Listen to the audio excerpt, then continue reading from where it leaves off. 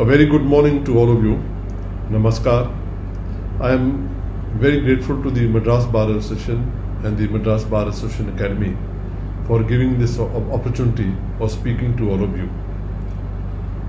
It is indeed a very great and nice initiative by the Madras Bar Association Academy to organize this series of lectures.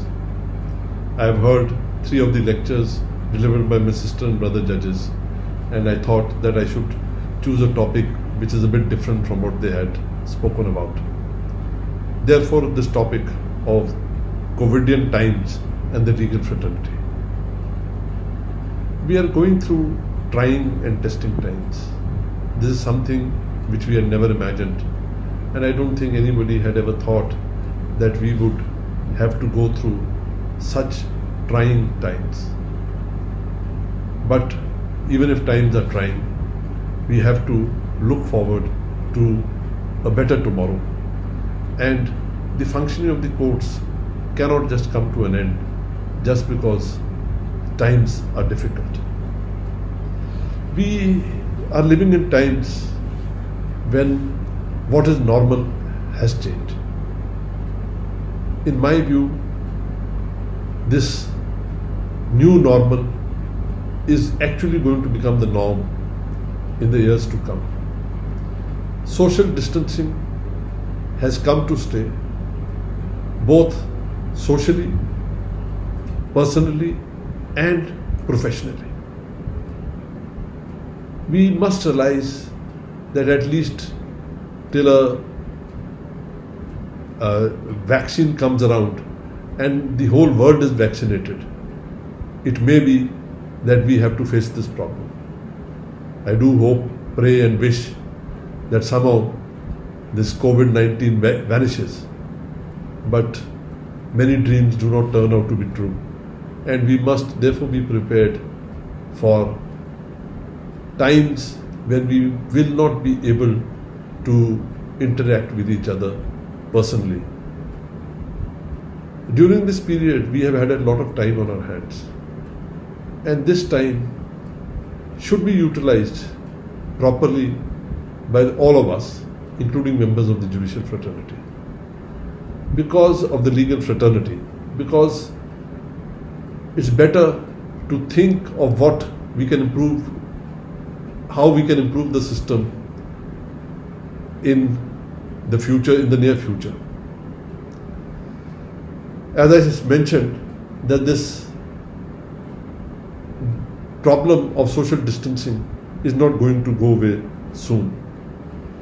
We as lawyers and members of the legal fraternity are status quoists. Any lawyer loves the judge to pass an order of stay or status quo. And somehow that has percolated down into our thinking process. And as a community of judges and lawyers, we are very resistant to change. It is not as if some of us are not well versed with new ways of using the net and the latest technologies to advance cases. More than 6 years back, when I was the Chief Justice in Tripura High Court, I had lawyers who would argue cases without a paper in their hand from their iPad. This use of technology must be harnessed in such a manner that we are safe but continue doing our work as judges and lawyers. By this pandemic, of which my brother Justice Nageswara Rao talked about, we have been jolted into a new system. But what we have done in the recent past is only stopgap arrangements and knee-jerk reactions. These are not really well thought out methods of using video conferencing.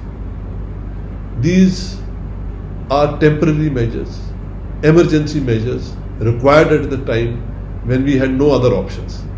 But as we learn from our experience, we must realize that we have to improve a lot. As far as the Supreme Court is concerned, I think I've had 5 or 6 sittings by video conferencing. And among the 6 sittings, the last ones have been very, very much more better organized than the ones which took place in the beginning. Therefore, improvement will happen, but we need to have a pan-India approach as to how we will deal with these issues.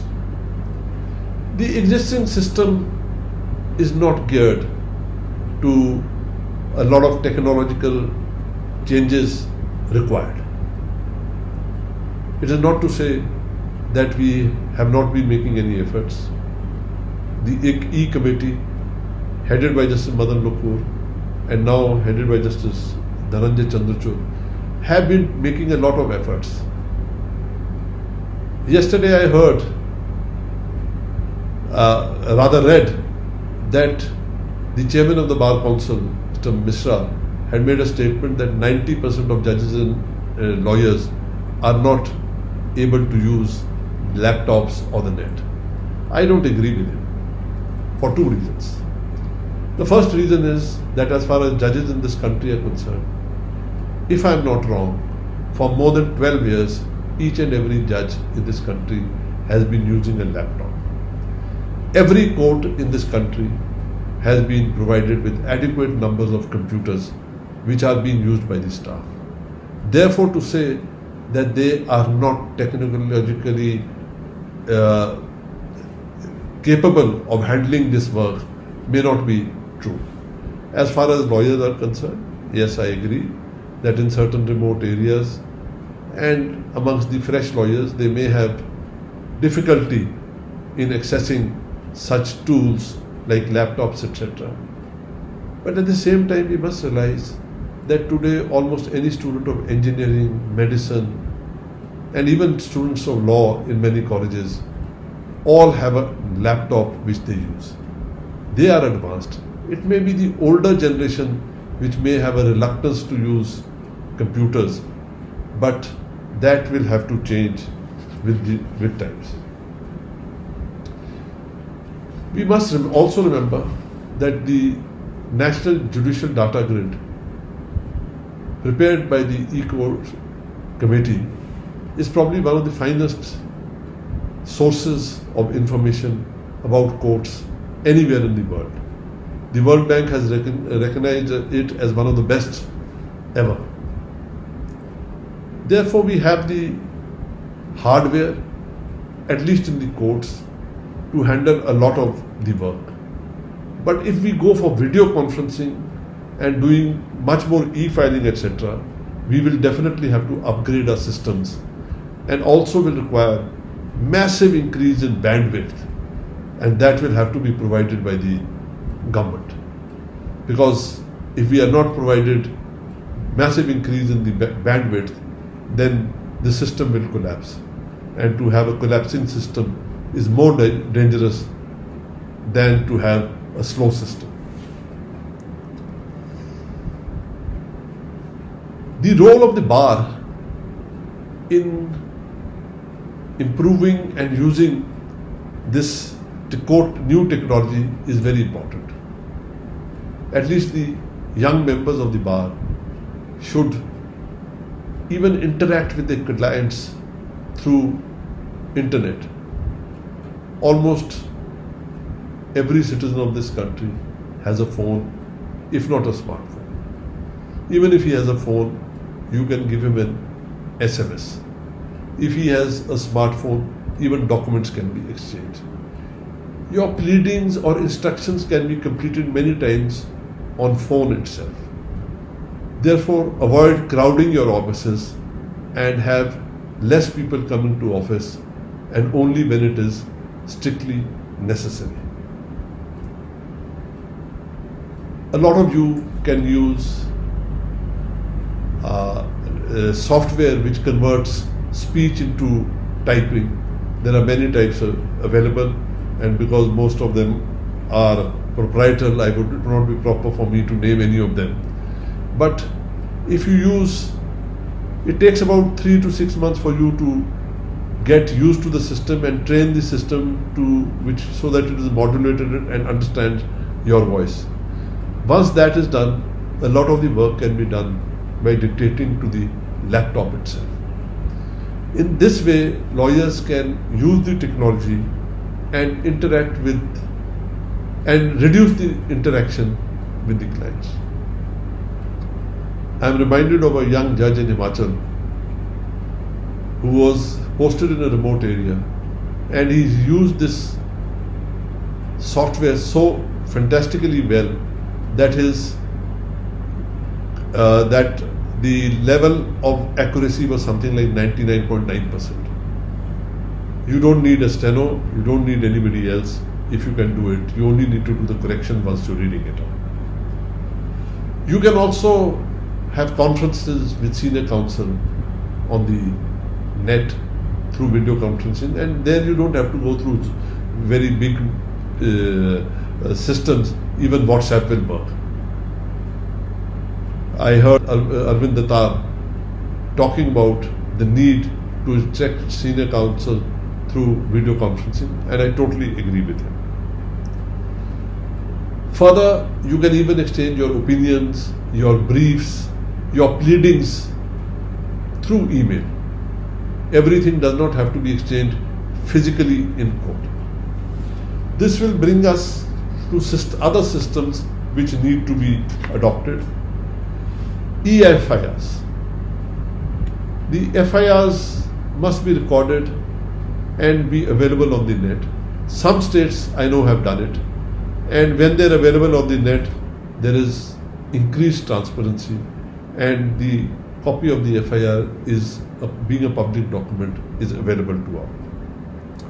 In remand cases, video conferences has already been successfully used in a large number of states.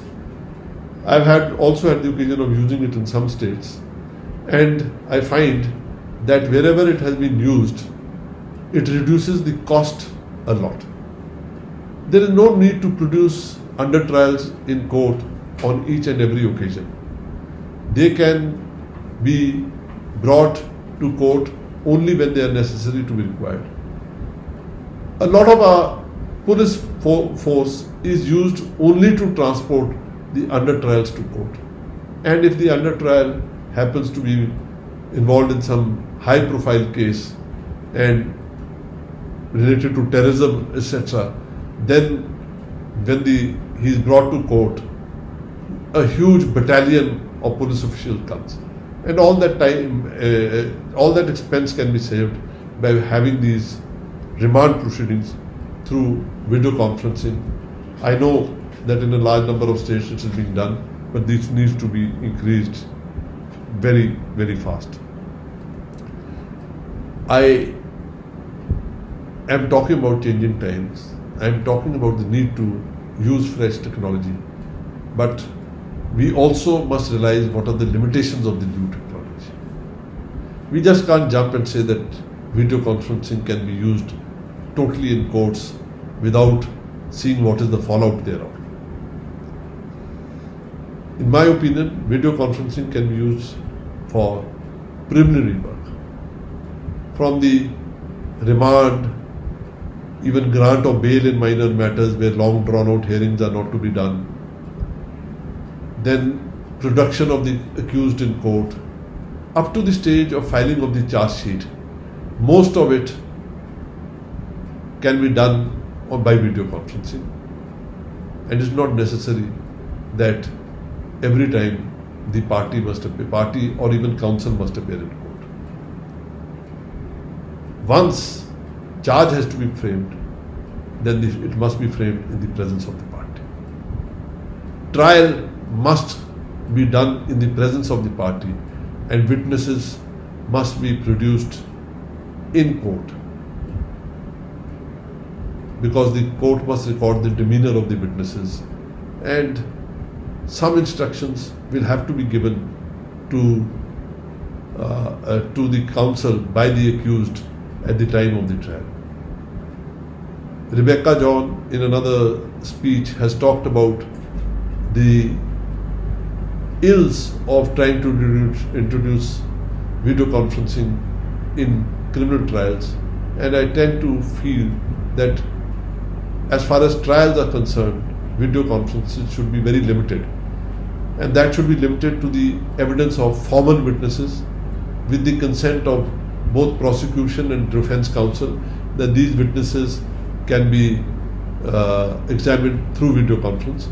To give an example, there are some witnesses who just have to prove some formal documents, and the defense counsel also knows that no effective cross-examination has to be done.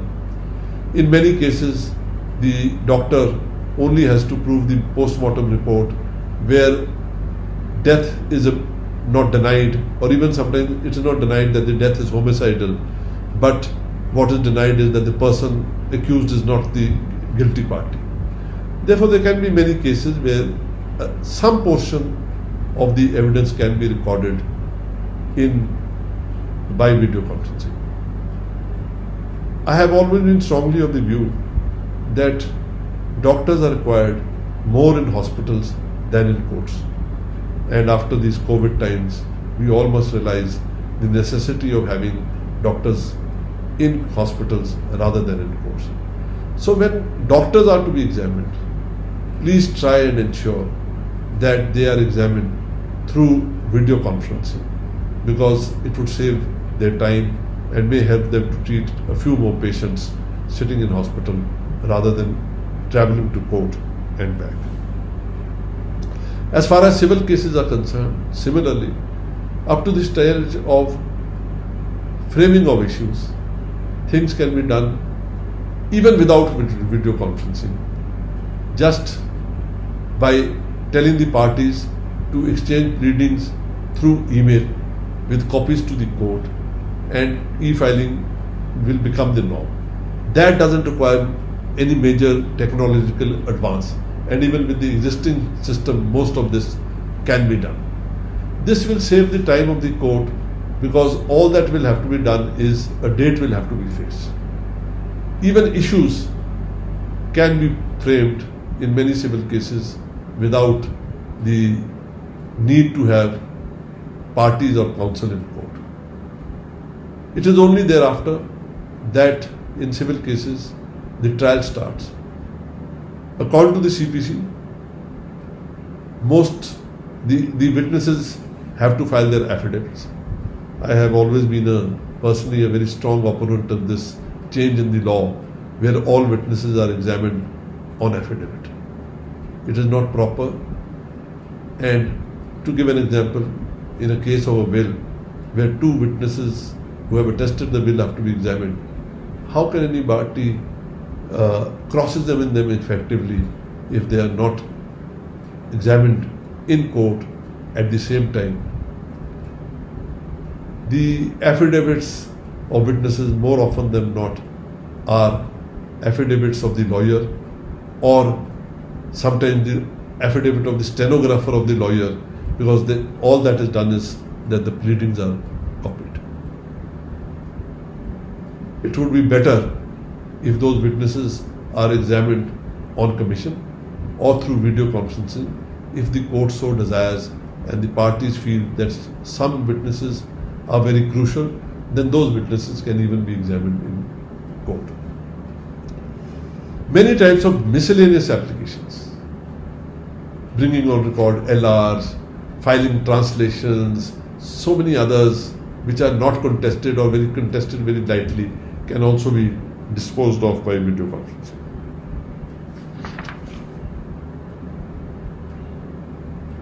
Though there are many other aspects of information technology, in the COVIDian times, we are concentrating more on video conferencing, which has been the buzzword in the last 6 weeks or so. Most of the high courts, as well as the Supreme Court, have put in systems, and some of the high courts have put in very effective systems also, where the judges are working from their respective chambers and not even meeting in court. I have a vision of the future, and this is not a vision which is now, I have talked about it about 3-4 years back also, where a lawyer sits in his chamber, addresses arguments, where the judge sits in his own chamber, the opposing counsel in their own chambers, the clients in their home, will all seeing what is happening in court. Obviously, the clients will not have the right to address unless the court specifically allows them to do so. And the issue being raised many times is that these are not transparent proceedings. There's a very easy answer to that. All these proceedings, if bandwidth is available, can be live streamed. And once they are live streamed, anybody who's interested in watching the proceedings of any particular case can do so. We have not used video conferencing, though almost all court complexes in this country have video conferencing facilities. But there have been some judges and some courts who have used video conferencing very well. And these examples and these cases can be the guidelines of how to do certain matters. Tripura was a bench of the Guwahati High Court. An election petition was argued before a bench, and then the bench went back to Guwahati, but it had not completed arguments. These arguments were completed over the net by video conferencing, and this happened somewhere in 2011 or 2012. So it is, if 9 years back we could do that, we can very well do it in a much better system now. There are some disadvantages of video conferencing, some of which I have already alluded above, but there are certain advantages. If we get used to video conferencing in times of crisis like the present crisis, we won't have to rush to find immediate knee-jerk reactions, but we will already have a system, a well-developed system, where we can simply slip in and use and improve this and start working in a proper manner. It increases access to justice. It will make justice much cheaper. Many of you of the Madras High Court Bar could address arguments in the Supreme Court. It will save the client the huge amount of money spent in Delhi and also the amount of travel. And if e-filing is done, some of you who are well versed with your cases would be more conversant with your cases, would be in a better position to put forth your cases. And that is a big advantage.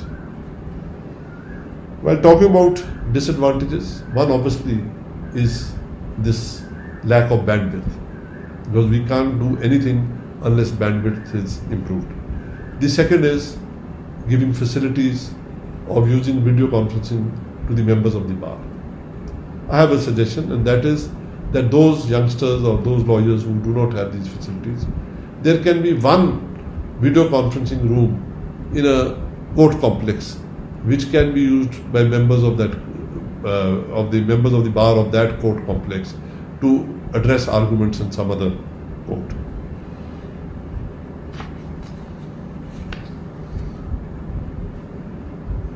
Unfamiliarity with the technology is another thing which is well bandied, that we are not conversant with this technology.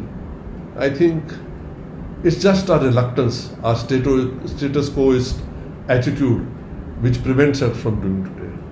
If I was to present a new iPhone or a new laptop to any one lawyer, within 15 minutes, he will have accessed his favorite songs.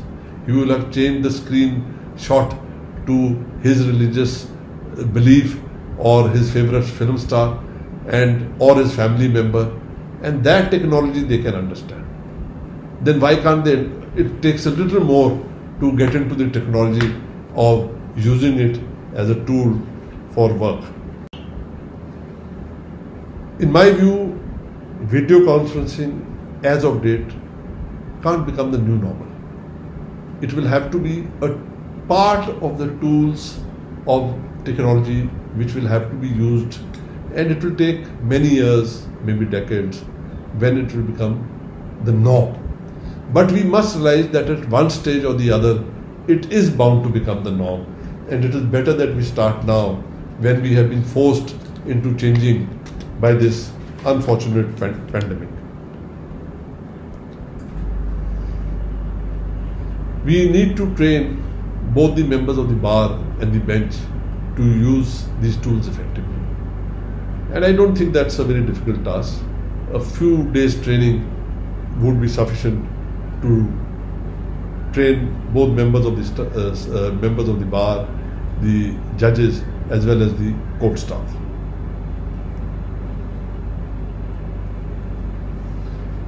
As I've already said, video conferencing should only be used where it is effective. We should not start using video conferencing at each and every stage, because at times it may be counterproductive. And that will have to be decided by every high court on its own basis. The needs of every high court are different, the needs of every district court are different, the needs of every sub-judges court are different. That civil judge junior division will have to decide which cases he would like to hear by video conference and which he would not like to hear by video conference.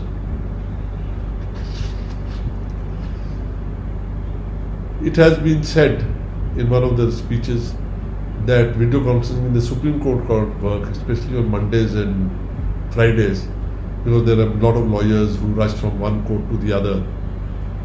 Well, my opinion is some of these lawyers can shed some of their work, and the other senior lawyers or the less senior lawyers can get a lot of work. And if some of you from the high courts can address arguments, then also this work can be shared. Technology must be integrated with court management systems, and that for me is as important a part of using information technology as a tool of managing court systems. I have found the National Judicial Data Grid a very effective means of managing courts. I am not giving a lecture on that, but for any Chief Justice, for any guardian judge or a judge managing some portfolio judge, district judge or sub-judge, if from the NJDG they can get down the data, it is very easy to manage your courts. Technology for e-filing, e-stamping must be improved. There are already many high courts in this country where e-filing is being done and where e-stamping is being done. And this just has to be percolated down to the district judiciary. We must adopt the system of paperless courts. As a judge heading the Green Bench in Himachal for 3 years and being part of the Environment Bench in the Supreme Court for many years, I personally feel that the amount of stationery being wasted in courts is too high. And we must work towards having paperless courts. And this can not only reduce the amount of paper being used, but also the amount of trees being cut. The bar associations have a very, very important role to play in this regard.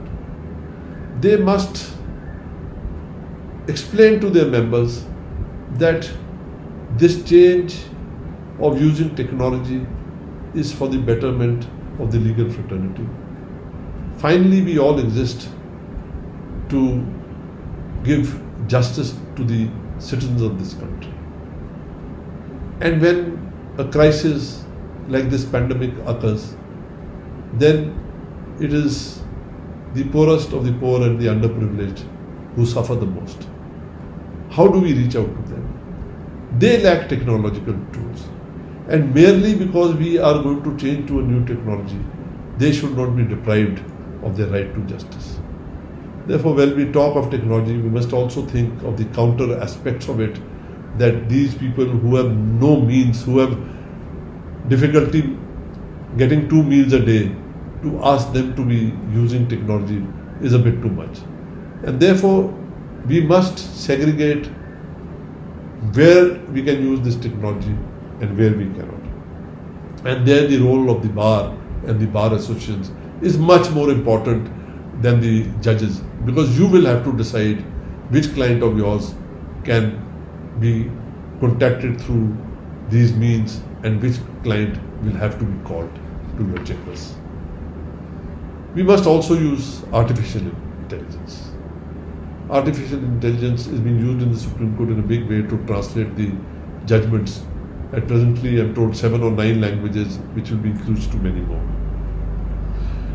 Artificial intelligence can also be used for managing the court systems, to ensure the filing, digitalized filing of cases, and more importantly, the classification of cases, where they should be marked to. Therefore, if artificial intelligence is used, human intervention in assigning cases to particular judges is minimized, and this will not only reduce corruption but also reduce the charges very often made that some cases are listed before some particular judges for a certain reason. As far as transparency is concerned, I've already said that this argument that this system will not be transparent can easily be countered by making most VC proceedings live streamed, except those which involve privacy issues such as family court matters, custody matters, or any other matters which the court has to hear in camera, or matters where the identity of the victim is not to be, victim or even a juvenile is not to be disclosed.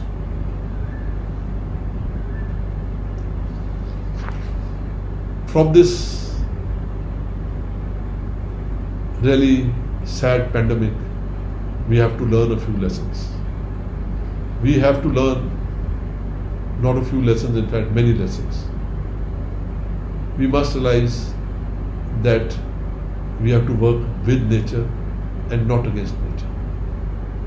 This pandemic is the result of actions which are unnatural in a way. We have to rethink our lives. We have to think what is right and what is wrong is also changing. Our norms of society will have to change. We can't think of hosting big parties anywhere in the near future.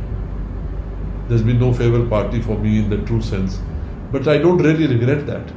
Yes, I would have loved it, but if it can't happen, it can't happen.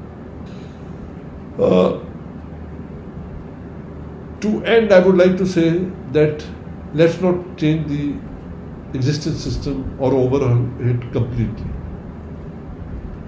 We have to mix this technology slowly into the existing system and slowly increase it till all of us get so well versed and well used to it that we can use it in a better, efficient and more effective manner, rather than forcing the technology when everybody is reluctant to use it and it becomes counterproductive since it is inefficient. This change will only be possible if all of us are not only willing to change but also willing to train and unlearn many things which we will have to while turning to looking for a new tomorrow.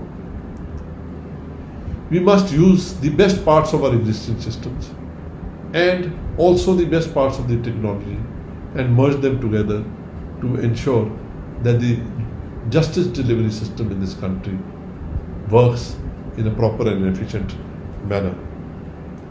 We must realize that change is the only constant, and we must always be willing to change and adapt to new ways of functioning to make our systems better. And before I end, I wish all of you good health and may all of us come through this pandemic unscathed. Thank you very much. Jai Hind.